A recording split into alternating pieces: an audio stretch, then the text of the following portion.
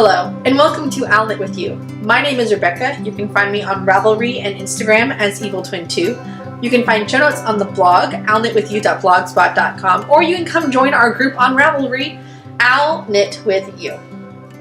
How are you guys? How are my owls and my yous? I'm trying to be calmer and talk slower, but it's real stinking hard sometimes. So, you know, whatever. So let's talk about yarn. I'm so awkward. What's new? Let's see. I bought a skein of white yarn. Okay, hold on. Let me back up.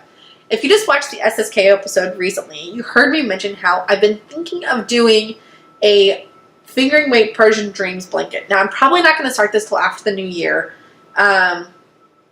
because of the way knit-alongs work. And I thought I'd go ahead and get a skein of white yarn because I can start whenever I want. It's a I might start this year. I don't know. It's a dream. It's a dream. So I had bought a little bit of yarn from Eat Sleep Knit recently, and I had won a free tote bag. And I said to them, you know, let me know when you get this lotto card, because I give you little lottery cards, and I will place an order so that you don't have to pay for shipping for my tote bag. And I got my white yarn, and in my lotto card for that, I won $50. I've never won that much from Eat Sleep Knit before. It was awesome. And then Eat Sleep Knit did something recently that they've never done before. Not that I've known about. They did a swap for yarn, and the way it worked is you filled your cart up with yarn up to a certain amount of money, like at least a certain amount of money. I think it was $35 minimum, which in yarn, that's not hard. Or you could do accessories or other stuff like that. And then you would add this free item to your cart that basically didn't exist. They just let them know that, hey, this cart is meant to be swapped.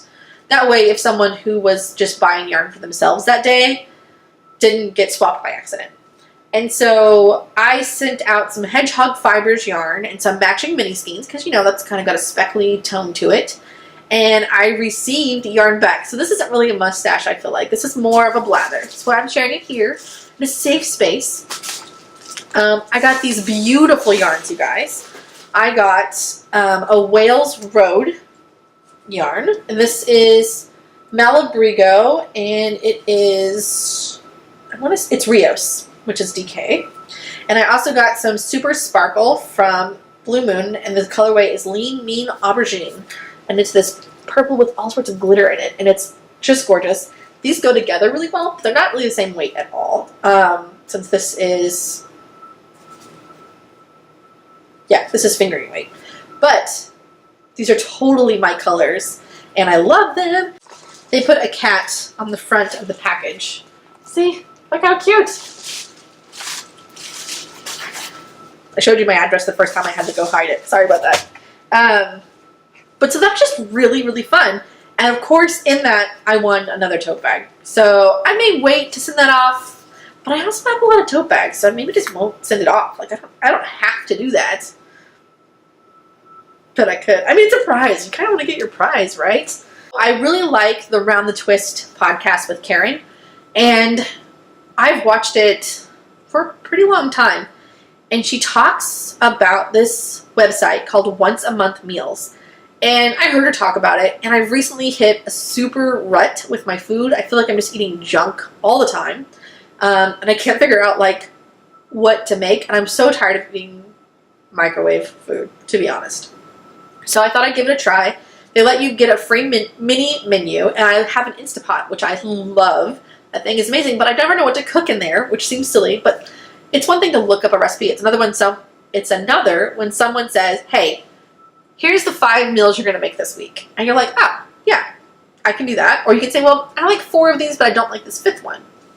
So once a month meals, the way it's supposed to work is you're supposed to make enough food, prep enough food for the month. And then when you're ready, you cook it or finish cooking it, or some of it you just like reheat because it's made to be frozen in the status that it is. With my Instant Pot, they have what's called Dump and Go. So you just put all of your ingredients basically into a container and put it in the freezer. And when you're ready for that meal, you print out these little stickers that you put on your little plastic bag or whatever type of container it's in. And it says, you know, put on high pressure for 15 minutes. And for an Instant Pot, that's about all the instructions you're going to get. Or it might say, you know, remove chicken and chop, and then saute the remaining liquid until thickened. Because that's what you do in an Instant Pot. And so I've had stuff like ranch pork chops. Oh my gosh, those were awesome. I've had knockoff Tyson Anytizer wings, which I put too much cayenne pepper in those, and those I had to give to my roommate because I couldn't handle the spice. I had honey bourbon chicken, which doesn't have any bourbon in it at all, but it has lots of honey. It's really good in the Instant Pot. And so I have more meals I'm trying this week, and the way that I'm doing it, because I live in an apartment and I have limited freezer space, is that I'm doing about a week's worth of meals. I'm doing five meals total, and the way it works is you can even say this is just for 2 people, so then they half all of your ingredients, which is nice. So I'm basically getting enough ingredients for a 4-person meal and then dividing those in half, because they have it set up so that you make each meal twice, which is, at first I was like, well, what if I don't like it? Well, I haven't really made anything that I haven't liked, which is kind of incredible because I'm a picky eater. So I'm just having a lot of fun with it, and I've been making my own menus. They give you menus that you can use, or you can kind of pick and choose and build your own menu. So I'm doing 5-meal menus, which is less cost, less space, less everything, less work. And I'm doing, the first one I did was 1 on the stove, 1 on the oven, and 2 in the Instant Pot. Well, I found I really like the Instant Pot better because when I'm going to go cook of an evening, if I can just put it in my Instant Pot, that's a no-brainer. So I'm doing more Instant Pot meals this time. I'm doing only Instant Pot meals this time, I should say. And I've got a pork loin that my parents gave me that I need to cook, so that's in there. I've got a chuck roast I need to cook, so I found a meal for that. And the rest I think are all chicken. But I'm really excited about it. Here are some pictures from my first cooking adventure. So I laid out all my ingredients. And then I did my prep work, which I didn't really picture very much. And then I had some delicious finished meals. Now, the ones that were in my Instant Pot, they kind of got eaten too fast to take pictures of, which is pretty awesome. But the meals that I'm making are all 2-person meals that I make twice. And so if my roommate doesn't decide to have dinner with me or whatever, or sometimes I'm like, hey, I've got this for dinner, do you want some? And she'll be like, oh yeah. She'll be like, no, not tonight. Then I'll have leftovers for work. And if she does, well, then I'll just take something else to work. It's not a big deal. So it's been really nice. I'm eating a lot of home-cooked food, which is nice. And they're recipes that I wouldn't necessarily have gone out and picked out myself, which is really cool because then I'm trying just different stuff. So if you feel like you're in a cooking rut, I would definitely suggest it. It's made my life a lot easier because now when I'm hungry, there's freezer food, but it's not like Tostino's freezer food. It's like, I put this together myself. I know what's in here, freezer food. So I would highly suggest that. As far as reading, I finally finished the Wool trilogy, only to find out that even though it's called an omnibus, it is really the first omnibus of several omnibuses. So I didn't realize we were in a caravan here. But I finished the first one, which then there's at least 2 or 3 more series of books to read. So I probably will continue that, but right now I've been watching Sharp Objects, which is an HBO series, and I realized it was based off a Gillian Flynn novel, and she did Gone Girl, which I really liked to watch, and then I read it, and it was like you learn all these other things about the characters, right? So I have borrowed the Sharp Objects book from my library, and I'm going to try and read it. There's another episode on tonight, and I don't know how many episodes are in this season, but I'm going to try and wait to read it until I've watched the season because I don't want to know how it ends, you know. I want to be surprised on TV, but it's really hard to wait. So I'm going to try and wait. We've done the yarn diet a couple years, and since I wasn't really podcasting when it came up to like New Year's resolution time, I didn't bring it up. But I do like to know, you know, have I gained weight in my stash or have I lost weight in my stash? That's really interesting to me. And so just, if you like numbers, here's some numbers for you guys. This is my notebook over here. Okay, so before SSK is when these numbers were done because I haven't put my stash in there yet, or my new stash from SSK, so we haven't counted that yet. So I lost about 1/4 pound, which is about 850 yards or half a mile. Or 2.6 kilometers, because Stash Dash ends the 22nd. So I thought, hey, I'll go put these things in here, and we'll see how I'm doing. So that's pretty exciting. Now, a lot of that has been recent spinning stuff, I feel like, but that's totally fine. That's totally allowed. So anyway, since we're talking about it, let's move on to bobbins. I have some finished skeins. So last time I showed you this multicolor, one red ply and then one ply these other colors. So I've decided to spin them singly because I like having more control over when color changes. So I just finished the ounce that I had started, and I have lots more red fiber left. So I'm not really worried about running out of anything at this point. So this is the red with the yellow, which I believe was called like something carrots. I should have this with me. I don't have it with me, sorry. And with this, it's 91 grams. So it's 172 yards. There's that one. I also finished this like purpley color. And it is 54 grams, 115 yards. Now, again, this is 2 plies of the red and 1 ply of the contrast color. So those are my 2 new finished things.